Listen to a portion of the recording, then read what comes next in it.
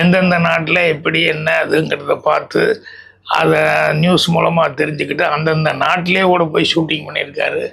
So ஆப்டாக இருந்தது அவர் கதை பண்ணது அப்படிங்கிறது.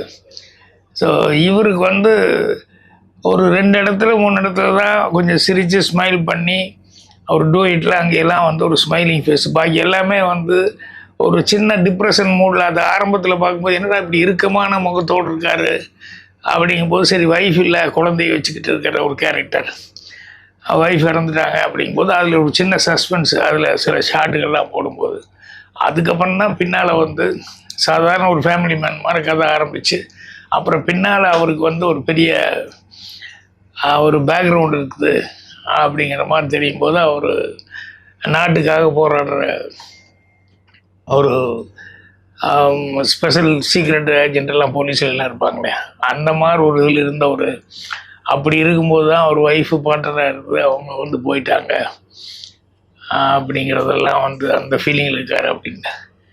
ஸோ இந்த படத்தில் ஆர்ட் டைரக்டர் அவர் துரைராஜ், அப்புறம் கேமராமேன் வெங்கடேஷ், இவங்க எல்லாமே ரொம்ப சிறப்பாக பண்ணியிருந்தாங்க.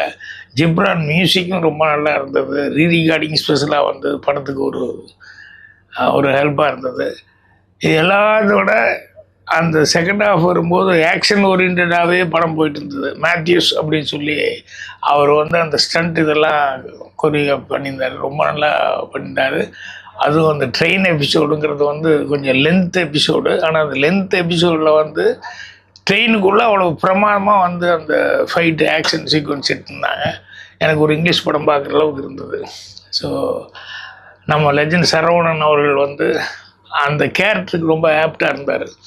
முதல்ல ஒரு சீரியஸ் ஃபேஸாக இருந்தது, அதுக்கப்புறம் என்ன அந்த சீரியஸுக்கு என்ன காரணம், அவருடைய இழப்பு என்ன, அதனால் எப்படி அப்படின்ட்டு. ஸோ இப்போ அந்த நாட்டுப்பற்றோட அதோட அந்த குழந்தை சென்டிமெண்ட்டு, அதுவும் அங்கங்கே வந்து அந்த குழந்தை வந்து அது சொல்ல முடியாமல் இவர் தவிக்கிறது, அந்த குழந்தை யாருன்னு தெரியாமல் இவர்கிட்ட பேசுகிறது, ஆனால் அதே நேரத்தில் அப்பானா பிடிக்காது அப்படிங்கிற அந்த சென்டிமெண்ட்டு, இந்த மாதிரி எமோஷன்ஸ் எல்லாம் அது சாங் பேக்ரவுண்டு ரீரிகார்டிங்கில் வரும்போது அந்த ஃபீலிங்ஸு நல்லா ஒர்க் அவுட் ஆகிருந்தது.